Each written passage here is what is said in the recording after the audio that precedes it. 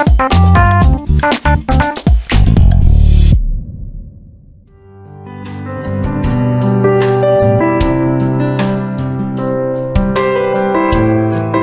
Highsell listener, jumpa lagi dengan saya Jus dalam podcast Highsell episode yang kelima dengan topik The True Community. Podcast Highsell bisa kamu dengar melalui channel YouTube, Instagram, and Spotify, dan setiap episode baru akan tayang setiap hari Sabtu. Tema gereja tahun ini adalah Growing in Community. Di episode 5 ini kita akan bahas lebih lanjut dan lebih dalam mengenai bagaimana memiliki komunitas yang indah dan mendukung pertumbuhan kita sebagai tubuh Kristus sehingga kita bisa menjadi the beautiful community. Lause Surya akan memaparkan lebih jelas tentang topik the true community. Yuk kita simak bersama.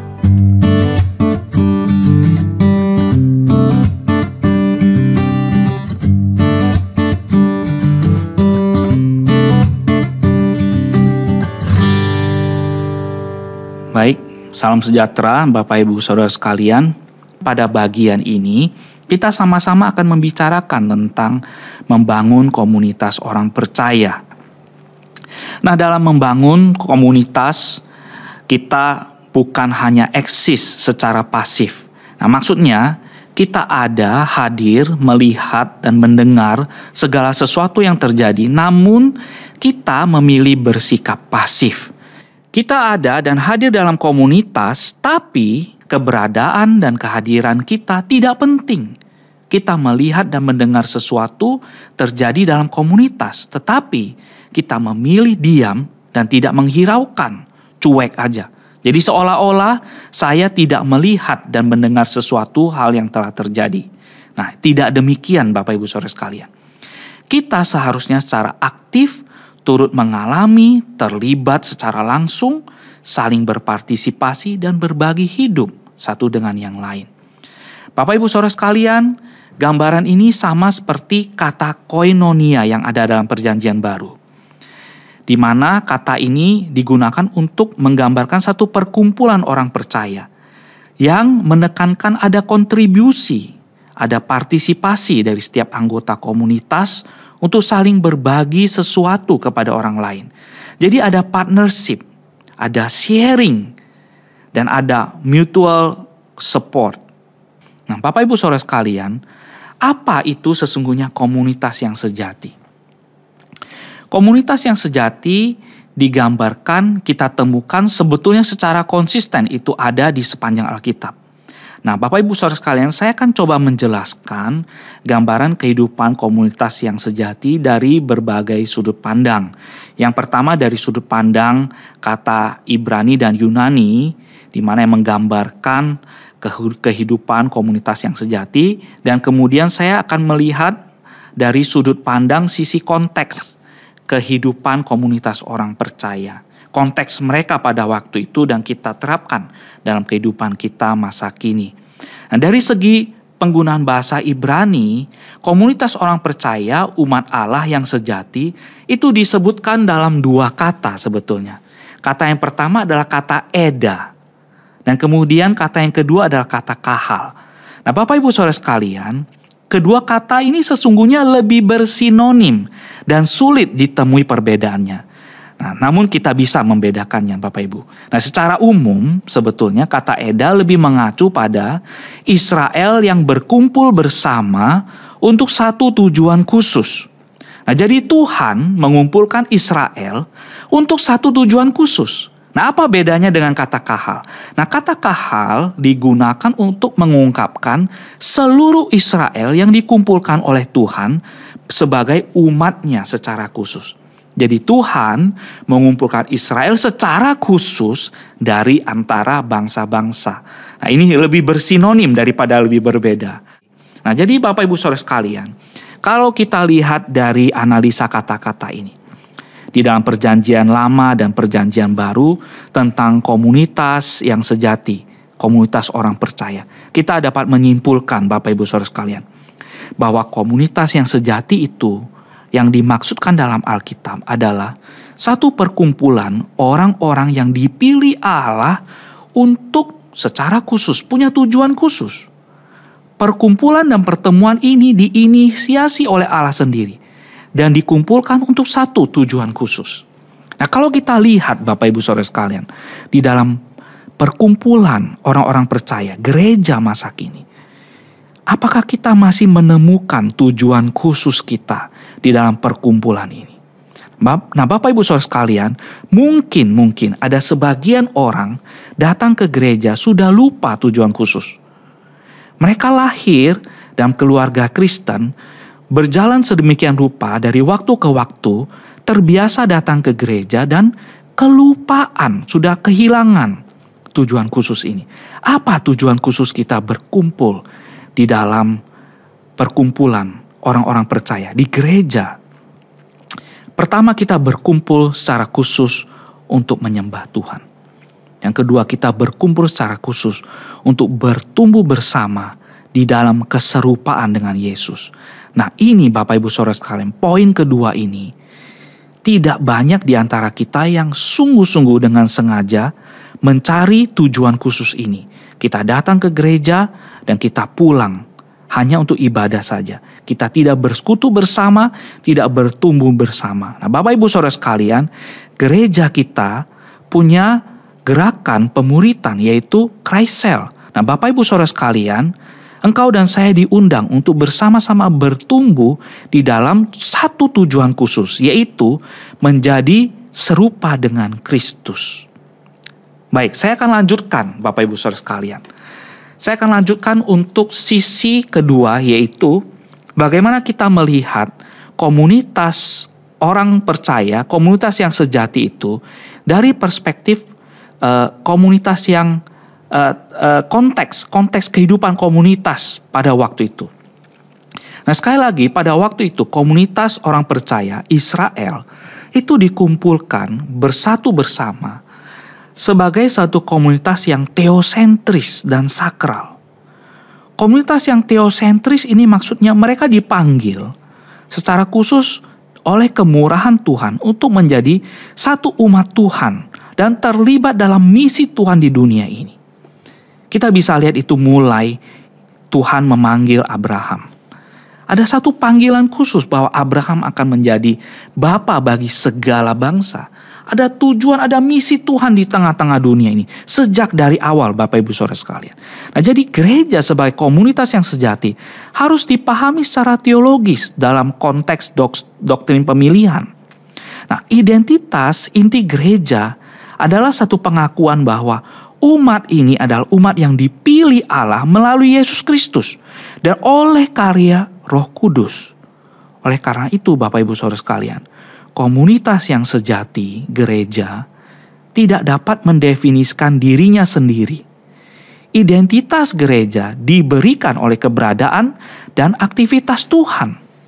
Nah, jadi gereja dan komunitas yang sejati itu haruslah komunitas yang teosentris, yang berpusat kepada Tuhan, keberadaan Tuhan, dan aktivitas Tuhan di tengah-tengah dunia ini. Komunitas ini juga adalah komunitas yang sakral, sebagaimana Israel dipanggil secara khusus, berbeda dengan suku-suku, berbeda dengan bangsa-bangsa yang lain, menjadi sebuah komunitas yang punya nilai, yang kudus, yang sakral. Karena suku-suku ini langsung dipimpin oleh Yahweh, Tuhan Allah kita. Bapak Ibu Saudara sekalian, apakah gereja hari ini masih menjadi komunitas yang sakral, yang berorientasi pada Kristus, atau kita berorientasi kepada hal-hal yang lain?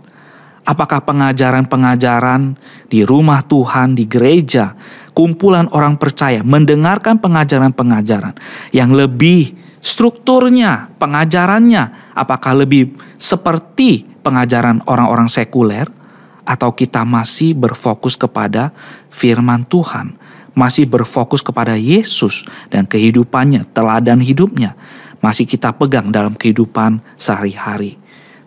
Bapak Ibu Saudara sekalian, dalam konteks kehidupan umat Allah sehari-hari, saya ingin mengajak Bapak Ibu Saudara sekalian melihat beberapa contoh dari kitab Amsal dan Pengkhotbah. Seperti yang dituliskan oleh penulis Amsal di Amsal 17 ayat 17. Pasal 17 ayat 17. Seorang sahabat menaruh kasih setiap waktu dan menjadi seorang saudara dalam kesukaran. Nah, Bapak Ibu Saudara sekalian, kalau kita lihat kitab Amsal ini sangat praktis, kita bisa terapkan dalam kehidupan kita berkomunitas sebagai komunitas yang sejati. Bapak Ibu Saudara sekalian, kata sahabat di sini yang dimaksudkan dalam kalimat bijaksana ini mengacu pada seorang sahabat yang benar-benar ideal dan hidupnya benar. Ini bukan sekedar teman biasa yang kamu kenal saja, yang kamu tahu saja. Nah, pribadi ini adalah seorang yang bernilai dan bermartabat. Seorang sahabat yang melekat pada diri kita, yang selalu ingin bersama-sama dengan kita setiap saat dalam relasi hubungan timbal balik.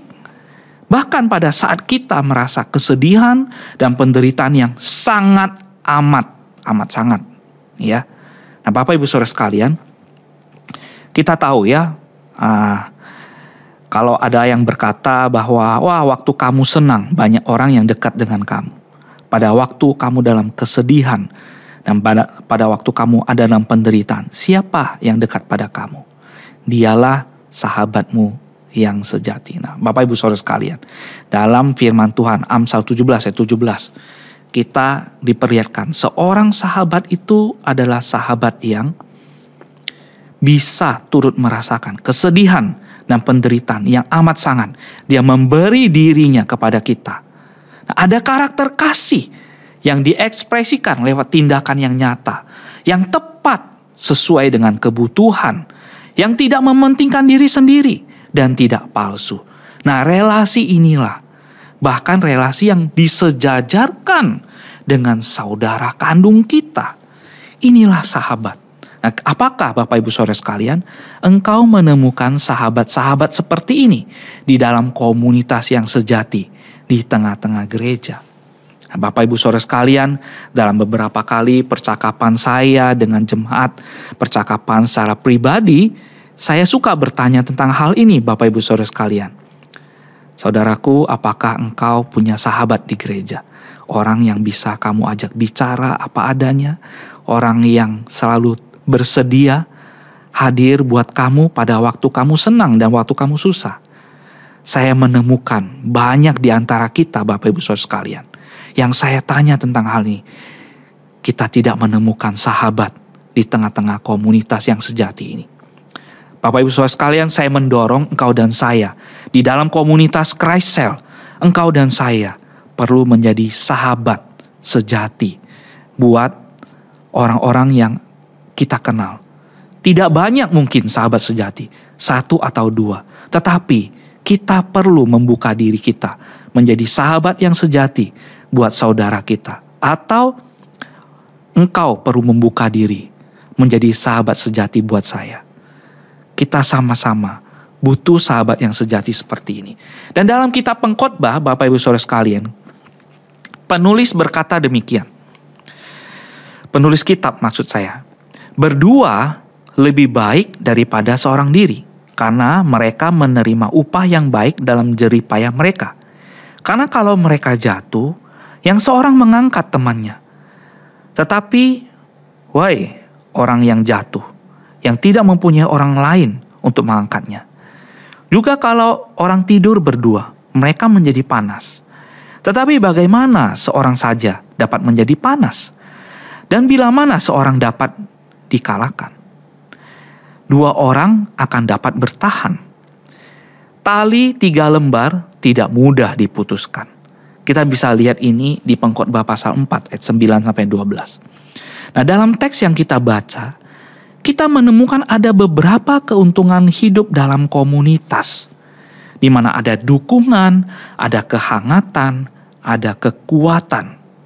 Nah, Bapak Ibu Saudara sekalian, sebagai sahabat sejati buat saudara-saudara seiman, 3 hal ini bisa kita berikan. Kita bisa memberikan dukungan kepada saudara seiman. Kita bisa memberikan kehangatan kepada saudara seiman. Dan kita bisa memberikan kekuatan kepada saudara seiman. Kita bisa memberikan dukungan pada waktu mereka merasa letih, lesu, putus asa. Pada waktu mereka merasa frustrasi, kita bisa memberikan dukungan. Pada waktu sahabat kita sedang mengalami perasaan yang dingin, lonely, kesendirian, kesepian, kita bisa memberikan kehangatan. Dan kepada saudara sahabat sejati kita yang sedang dalam lemah, mungkin lemah secara fisik ataupun lemah secara jiwa, kita bisa memberikan kekuatan dengan kekuatan firman Tuhan. Nah, Bapak Ibu Saudara sekalian, jadi kita orang percaya, kita percaya bahwa mulai dari sejak awal sampai akhir dunia dan dari antara seluruh umat manusia, Anak Allah dan sabdanya, firman-Nya, serta Roh-Nya yang kudus mengumpulkan kita, melindungi kita dan memelihara kita dalam kesatuan iman yang benar sebagai satu kesatuan dalam tubuh Kristus untuk menjadi sebuah komunitas yang sejati. Kita dikumpulkan, kita dipilih untuk ada di dalam sebuah kehidupan, bukan hanya kehidupan saat ini, sampai pada kehidupan yang kekal.